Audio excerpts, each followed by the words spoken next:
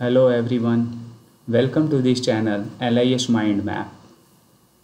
Today we are going to start important acts and development. आज हम सभी लोग देखेंगे कि डिफरेंट एक्ट्स हमारे क्या क्या हैं और इससे संबंधित क्या क्या प्रश्न आ सकते हैं। पहला हम लोग जैसा कि देख रहे हैं press and registration of books act 1867। इस बुक एक्ट्स को 87 में तैयार किया गया था।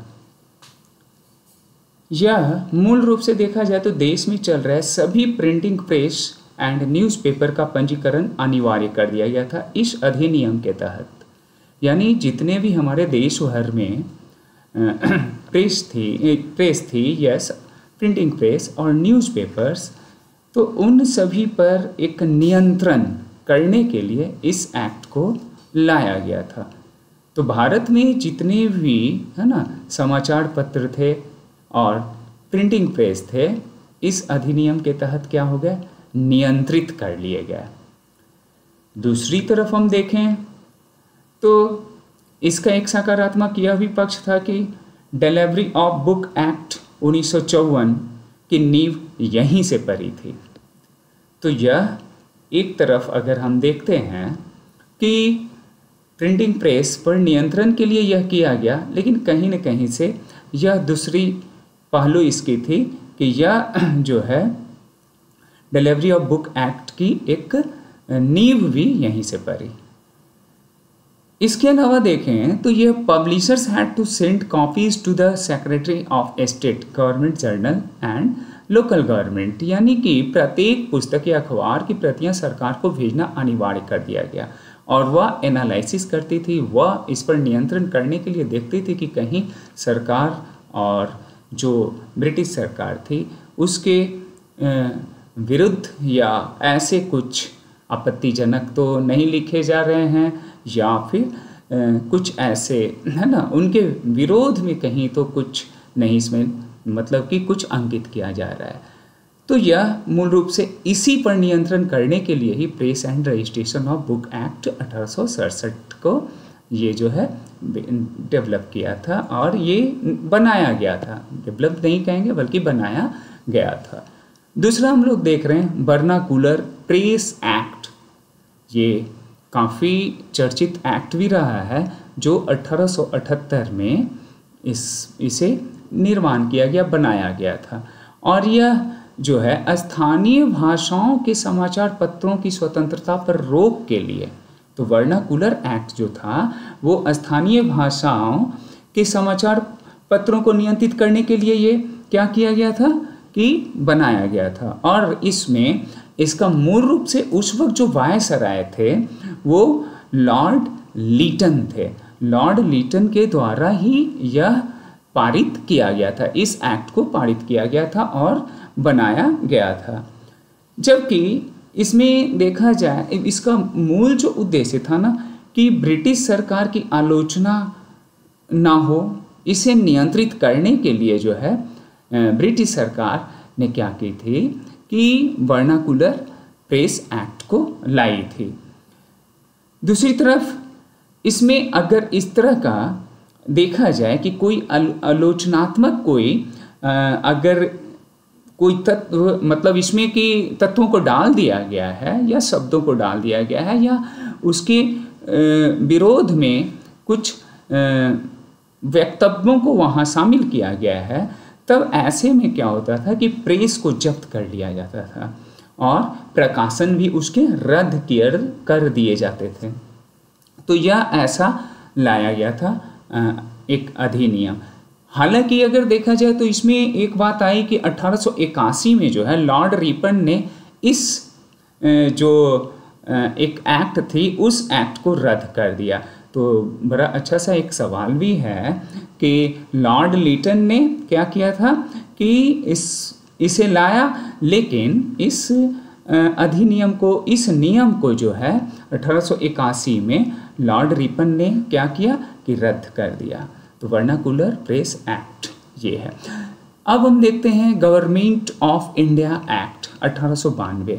ये मूल रूप से जो है भारतीयों को सीमित रूप से विधानमंडलों में भागीदारी मिले, सीमित रूप से, तो सीमित रूप से भागीदारी मिले, इसके लिए गवर्नमेंट ऑफ इंडिया एक्ट 1892 में क्या किया गया कि इसे बनाया गया। तीसरा हम लोग चौथा जो आगे की ओर देखते हैं, हमारा जो था क्या था एक्ट, वो funds for the encouragement of literature, ये 1898 में इसे बनाया गया। इसका मूल जो उद्देश्य था वह था साहित्य और पुस्तकालयों को बढ़ावा देने हेतु। तो ये साहित्य और पुस्तकालयों को क्या करना था कि बढ़ावा देना था, इसके लिए इसका क्या किया गया था, इसे निर्माण किया गया था। अब बड़ा ही महत्वपूर्ण प्रश्न पूछे जा चुके हैं कई बार, imperial library act. Imperial library act 1902 में कब बनाया गया था? ये 1902 में। बहुत सारे जगहों पे 1903 भी आपको दिख जाएंगे, लेकिन 1902 ही मूल रूप से क्या था कि इसे है ना बनाया गया था। और इंपीरियल लाइब्रेरी एक्ट जो था ये किस काल में था? लॉर्ड कर्जन, उस वक्त वायसराय कौन थे? है ना, लॉर्ड कर्जन थे, और ये कलकत्ता में इसकी स्थापना की गई। अब ये जो वायसराय थे उन्होंने क्या किया कि लॉर्ड ये जो है कि फोर्ट विलियम कॉलेज और इंडियन है ना जो म्यूजियम लाइब्रेरी थी, वहाँ के इंडियन म्यूजियम लाइब्रेरी और डिफरेंट सोर्सेस से लाइब्रेरी को मिलाकर एक संग्रह किया गया, और इस संग्रह को करके तब फिर क्या है कि एक इंपीरियल लाइब्रेरी का नामकरण भी कर दिया गया है ना, और इंपीरियल लाइब्रेरी कलकत्ता के नाम से वो जाने लगा। तो ये इंपीरियल लाइब्रेरी हमारी हुई।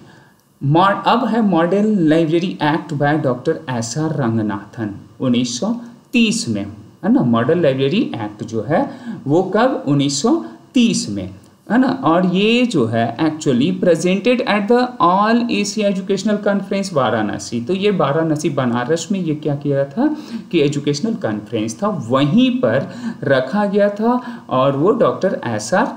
रंगनाथन के द्वारा बनारस में आयोजित ये हुई थी। तो ये आपका इम्पॉर्टेंट बनता है ना।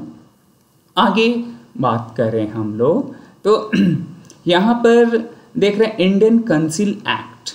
इंडियन काउंसिल एक्ट 1931 में, और शासकीय कार्यों में भारतीय भागीदारी की वृद्धि हो, है ना। जैसे कि ब्रिटिश काल में है ना भारतीयों की क्या स्थिति थी, है ना, उसके क्या है ना रोल हुआ करते थे, ये हम सभी लोग इससे बेहतर वाकिफ हैं। तो शासकीय कार्यों में भारतीय भागीदारी में भी वृद्धि हो, है ना, तो इसके लिए इस एक्ट को बनाया गया था। ठीक है, आगे देखते हैं सिविल डिसऑबीडियंस मूवमेंट। ये 1935 में, इसका मूल जो उद्देश्य था वो सामाजिक जागरूकता और शिक्षा सुधारों की आवश्यकताओं को प्रेरित करना। तो सामाजिक जागरूकता लाना था और शिक्षा में सुधार, है ना। शिक्षा की जो व्यवस्था थी, प्रणाली थी यहाँ पर, वो क्या थी, उस काल में बहुत सुदृढ़ नहीं थी। उसे सुधारने के लिए इसे सिविल डिसऑबीडियंस मूवमेंट 1935 का निर्माण हुआ। आगे model public library bill bye Ranganathan 1942 में। तो 1942 में जो है ये किसके द्वारा? रंगनाथन साहब, डॉक्टर श्यालीरामामृत रंगनाथन के द्वारा ये ड्राफ्ट किया गया था। लेकिन किसके द्वारा? इंडियन लाइब्रेरी एसोसिएशन के रिक्वेस्ट पर, है ना, उसके आग्रह पर ये जो है पब्लिक लाइब्रेरी बिल जो है ये क्या की गई थी कि इसे लाई गई थी, है ना। और उसके अनुरोध पर कि सार्वजनिक पुस्तकालयों का जो स्थिति है उसे भी हम विकास करें, उसका विकसित होना बहुत ही आवश्यक है। अगर हमारी लाइब्रेरी और पुस्तकालय अगर सुदृढ़ होगी तो हमारे समाज के वर्ग भी क्या होंगे कि आसपास जो भी हमारा है ना एक जो सामाजिक व्यवस्था है उसमें भी परिवर्तन होगी और शिक्षा का स्तर क्या होगा? बेहतर होगा। तो इसके लिए इस बिल को लाया गया था डॉक्टर एस.आर. रंगनाथन के द्वारा। अब देखिए इम्पीरियल लाइब्रेरी फिर 1948 में, एक्चुअली ये क्रॉनिकोलॉजिकल वे में हम लोग इसको देखते जा रहे हैं, बढ़ते जा रहे हैं। इम्पीरियल लाइब्रेरी अब एक्ट जो है 1948 है ना, ये चेंज हो गया था उसी 1902 वाली जो है 1948 में, और ये इम्पीरियल लाइब्रेरी रीनेम्ड हो गया नेशनल लाइब्रेरी कलकत्ता के नाम से। तो 1948 में यही इम्पीरियल लाइब्रेरी हमारा क्या कहलाने लगा, नेशनल लाइब्रेरी 1948 से। तो ये हमारा क्या हो गया, यहाँ तक हम लोग बढ़े। आगे अब हम देखते हैं कि डिलीवरी ऑफ बुक्स एक्ट। तो डिलीवरी ऑफ बुक्स एक्ट में हमारा क्या है एक्ट, अब देखिए डिलीवरी ऑफ बुक एक्ट्स ये थोड़ा डिफरेंट आपके लिए प्रश्न भी हो सकता है। यहाँ पर हम लोग देख रहे हैं कि यह जो एक्ट की बात कर रहे हैं ये हम लोगों ने कॉमन तरीके से पढ़ा भी होगा, आप भी पढ़े होंगे, प्रैक्टिस किए होंगे या डिफरेंट बुक्स में देखे होंगे, लेकिन कुछ नयापन हमें, कुछ नए तरीके के क्वेश्चंस हो सकते हैं, प्रश्न हो सकते हैं, उन पहलुओं को भी हमें जानना है। क्योंकि भीड़ में तो सभी लोग होते हैं, लेकिन उस भीड़ से कुछ अलग प्रश्न आ गया और उसे मैं ठीक कर लिया ना, तो वो हमारा क्या होता है कि सिलेक्शन तय होता है। तो कुछ ऐसे प्रश्न भी डाले जाते हैं, उन्हीं में से मेरा प्रयास है कि इस तरह के भी प्रश्नों को मैं डाल दूं जो सामान्य से कुछ हमारा क्या हो, मॉडरेट भी हो और टफेस्ट भी हो। तो यहाँ पर जो ये डिलीवरी ऑफ बुक एक्ट सभी ने पढ़ा है 1954, बट एक्ट नंबर 27 यह बहुत महत्वपूर्ण है। तो एक्ट नंबर 27 जो है यह क्या है, देखिए ये कहती है कि 27 जो है उसके अनुसार है कि प्रत्येक पुस्तक की 4 प्रतियां देना अनिवार्य एक राष्ट्रीय पुस्तकालय और 3 अन्य पुस्तकालयों को। तो एक राष्ट्रीय पुस्तकालय, 3 अन्य पुस्तकालय का मतलब क्या है, यहाँ पर हमारा ये 3 जो अन्य पुस्तकालय, हम लोगों ने डिपोजिटरी लाइब्रेरी को भी डिस्कस किया पहले, आप जानते भी होंगे। डिपोजिटरी लाइब्रेरी हमारी 4 है, नेशनल लाइब्रेरी के अलावा भी है 3, तो इस पर मैंने डिस्कस किया, पीछे वहाँ नहीं जाऊँगा, आप हमारे उस वीडियो में भी देख सकते हैं जिन लोगों ने नहीं देखा है, लेकिन हमें लगता है कि सभी लोग, ये वेरी कॉमन क्वेश्चन है।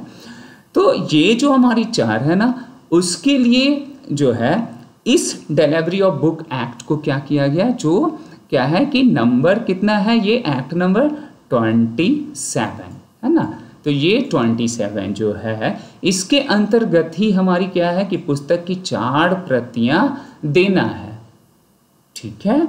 अब प्रश्न ये उठता है, तो फिर ये दूसरा हमारा 99 भी है ना। यहाँ पर हम लोग देख रहे हैं कि यह क्या है कि 99, तो 99 के तहत क्या है, ये कुछ अमेंडमेंट इसमें कर लिया गया। और ये अमेंडमेंट हमारा क्या था, कहता है कि इसमें जो समाचार पत्र हैं, है ना, समाचार पत्र और धारावाहिक, धारावाहिक का मतलब यहाँ पर क्या हो गया, जो हमारे क्या होते हैं कि कंटिन्यूस, जिसकी क्या होती है स्टडी होती, कंटिन्यूस जैसे होती है। सीरियल्स की बात हम लोगों ने किया है, सीरियल हो गया, पेरियोडिकल्स हो गया, है ना। तो ये जो हमारा रेगुलर इंटरवल्स पे जो क्या होता है पब्लिकेशन होता है किसी भी डॉक्यूमेंट का या प्रलेख का, तो वो हमारा क्या होता है धारावाहिक कहलाता है। तो यहाँ पर समाचार पत्रों और धारावाहिकों को भी इस एक्ट के तहत अब क्या कर लिया गया, शामिल कर लिया गया। देखिए कितना इम्पॉर्टेंट। अब ये 2 प्रश्न क्या है कि इस तरह के प्रश्न पूछ लिए गए तो फिर हमारी परेशानी बढ़ जाती है और हम वहाँ सही नहीं कर पाते हैं, क्योंकि अब जो लेवल होगा वो थोड़ा बढ़ाएगा भी।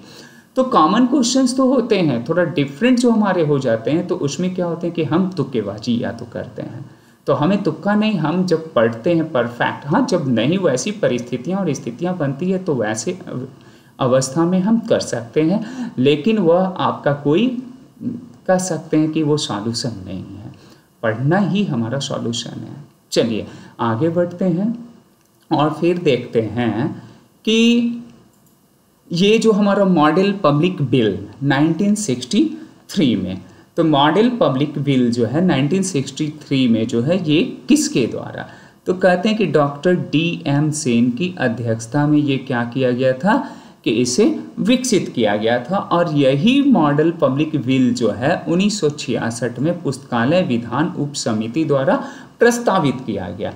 तो ये इसका उद्देश्य आखिर क्या था, इस मॉडल पब्लिक बिल का, है ना, उद्देश्य क्या था? तो मूल रूप से उद्देश्य जो था, देश के सभी राज्यों में एक समान और क्या है कि प्रभावी, है ना, सार्वजनिक पुस्तकालय प्रणाली स्थापित की जाए, और इसी के लिए जो है मॉडल बिल को लाया गया। तो इसका उद्देश्य मूल रूप से क्या हो गया कि समान और प्रभावी, है ना, यानी कि सार्वजनिक पुस्तकालय प्रणाली को स्थापित किया जाए। तो सार्वजनिक पुस्तकालय के लिए ही ये बेसिकली क्या किया गया था, इस बिल को लाया गया था 1966 में।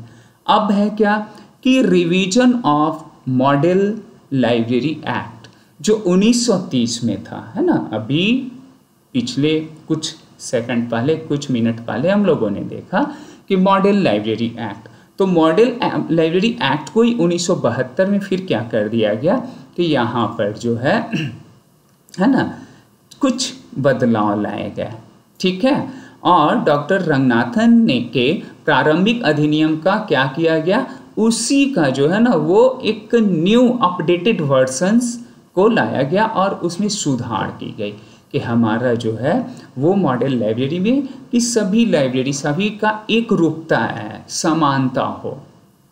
तो यह हमारी मॉडल, है ना, जो रिवाइज है मॉडल लाइब्रेरी एक्ट, ठीक है, उसी 1930 का कब हुआ। तो ये प्रश्न यह भी बन सकता है कि 1930 के बाद जो है रिवीजन कब हुआ मॉडल लाइब्रेरी एक्ट का। तो ये बड़ा इंपॉर्टेंट क्वेश्चन हो गया, वेरी वेरी इंपॉर्टेंट, राइट। तो वेरी इंपॉर्टेंट ये क्वेश्चंस, है ना, क्वेश्चंस हो गया। अब आगे की ओर हम लोग बढ़ते हैं और देखते हैं कि फिर ये हमारा जो अभ्यास का ये जो है ना क्या स्वरूप है। देखिए यहाँ पर पहला ये प्रश्न जो है वो क्या कह रहा है, पहला प्रश्न जो है यह कहता है कि the press and registration of book act was passed in which year. तो किस वर्ष जो है ये हमारा प्रेस एंड रजिस्ट्रेशन एक्ट जो है वो पारित हुआ। तो किस वक्त पारित हुआ, यस किस वर्ष में हुआ, तो ये वेरी कॉमन। अब हम लोग यहाँ पर जो देख रहे हैं वो 1857 है, 1867 है, 1887, 1900। तो इट मीन्स कि देखिए हम लोगों ने क्या पढ़ा था अभी, ये 1867। दूसरा जो प्रश्न है the main purpose of the press and registration of book act was, ये प्रेस और रजिस्ट्रेशन अधिनियम का मुख्य उद्देश्य क्या था। तो अब क्या था यहाँ पर हम लोग देख रहे हैं, सॉरी यहाँ BBCC डबल रिपीटेशन है, डोंट वरी, है ना, आप समझिए प्रश्नों पर हम लोग फोकस करें। तो यहाँ पर ये है क्या, preservation and registration of books, तो ये हमारा जवाब है ना। तीसरा प्रश्न है who drafted the first model library act. 1930 में जो है मॉडल लाइब्रेरी, अभी हम लोगों ने देखा था 1930, और वो फिर बाद में हमारा क्या होता है रिविजन्स होता है, जस्ट यहीं पे देखिए, है ना। तो ये जो है हमारा 1972 में हुआ था, है ना। तो यहाँ पर हु ड्राफ्टेड, किसने ड्राफ्ट किया था, तो किसने ड्राफ्ट किया था, DM सेन ने। ये क्वेश्चंस को हम लोगों ने अभी ऊपर ये हम लोगों ने कुछ इस थीम को देखा था और उससे प्रश्न भी आ गया। आगे बढ़ते हैं, चौथा नंबर क्वेश्चन है vernacular press act was passed in, ये स्थानीय प्रेस अधिनियम किस वर्ष पारित किया गया था। वर्नाकुलर प्रेस एक्ट ये 1878 में, ठीक है। तो ये हमारा चौथा। पांचवा है the imperial library act was passed in, कब, ये इंपीरियल लाइब्रेरी, तो ये अभी अभी हम लोगों ने देखा है, जिसमें मैं बोल रहा था कि 1902 और कहीं कहीं आप कंफ्यूज हो जाएंगे 1903, तो हमारा क्या है कि 1902 it is the right answer. छठा आपका है the imperial library was later renamed as, imperial library का बाद में क्या नाम रखा गया।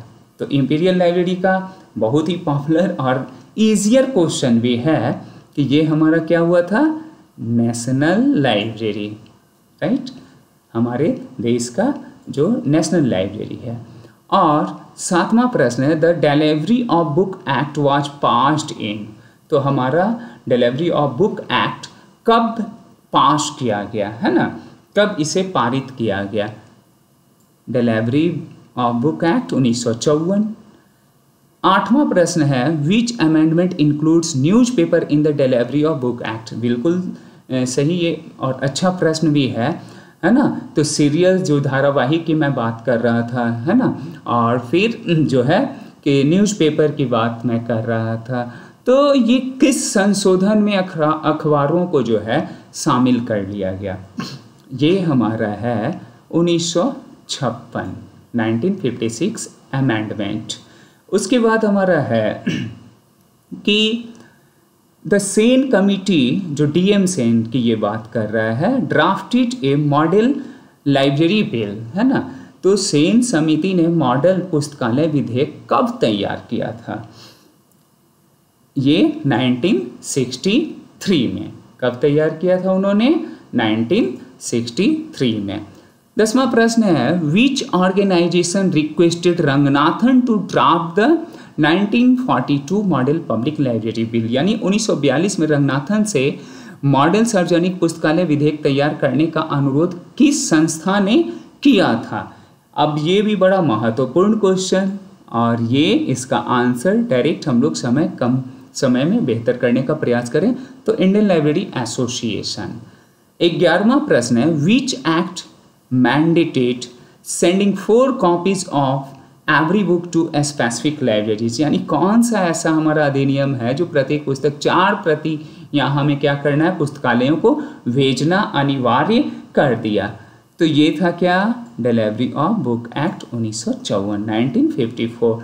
12वां हमारा है in which year was the imperial library officially renamed. यानी कि कब जो है ऑफिशियली, देखिए 1902 में तो था, और 1902 के बाद हमारा जो है कब ये इंपीरियल लाइब्रेरी का नाम जो है उसे बदल दिया गया? तो आप देखें कि उसे नेशनल लाइब्रेरी बना दिया गया था, और नेशनल लाइब्रेरी इसका मतलब 1948 में हमारा हुआ था, जो कलकत्ता में सिचुएटेड है। तो इसका आंसर ये होगा। 13वां हमारा है क्वेश्चन कि the model public library bill 1966 was prepared by. 1966 में मॉडल सार्वजनिक पुस्तकालय विधेयक किसने तैयार किया?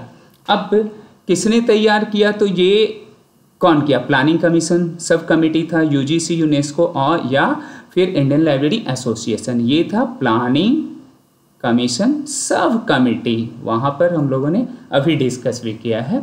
और 14वां जो प्रश्न है कि the delivery of book act originally excluded. यानी कि डिलीवरी ऑफ बुक एक्ट प्रारंभ में किसे शामिल नहीं करता था? खूब अच्छे से हम लोगों ने प्रश्नों को अभी डिस्कस भी किया था प्रश्न से पहले, है ना, कि किसे शामिल नहीं किया गया था। हाँ, तो अब यहाँ पर क्या है कि पहला बुक है, न्यूज़पेपर्स है, सीरियल्स है। तो देखिए ये, और डी में है बोथ बी एंड सी। अगर रीजनिंग के अनुसार भी बनाए तो ये है, और ऐसे तो कंसेप्ट आपके पास है ही कि न्यूज़पेपर और सीरियल्स, तो इट मीन्स कि D is the right answer. और 15वां क्वेश्चन है विच ईयर सा the revision of the 1930 model library act. यानी 1930 में जो है कि मॉडल पुस्तकालय अधिनियम का संशोधन किस वर्ष हुआ था? अब किस वर्ष हुआ था तो ये हम लोगों ने अभी कुछ देर पहले इसे भी डिस्कस किया है। तो देखें यहाँ पर कि मॉडल पुस्तकालय अधिनियम का संशोधन किस वर्ष हुआ था? 1954, 1966, 1972 या 1980। यानी कि ये 1972 हमारा क्या है, ये राइट आंसर है। तो यह हमारा क्या हो गया, इसका बिल्कुल सही जवाब। तो इस प्रकार आज हम लोगों ने क्या किया कि कुछ प्रैक्टिस भी किया, और अधिनियम को इससे भी प्रश्न लगातार पूछे गए हैं, और मैं वैसे ही टॉपिक्स को अभी ले रहा हूँ जो आपके लिए काफ़ी मददगार साबित हों। पूरी तरह से मेरा प्रयास होगा कि आपके लिए यह जो है बिल्कुल इस चैनल पर इस तरह के प्रश्न और उत्तर और डिस्कशन होते रहेंगे, है ना। कुछ आगे मैं और भी सोचा हूँ और भी बेहतर कुछ करने का, तो बिल्कुल आप वॉच करते रहें। Thank you so much.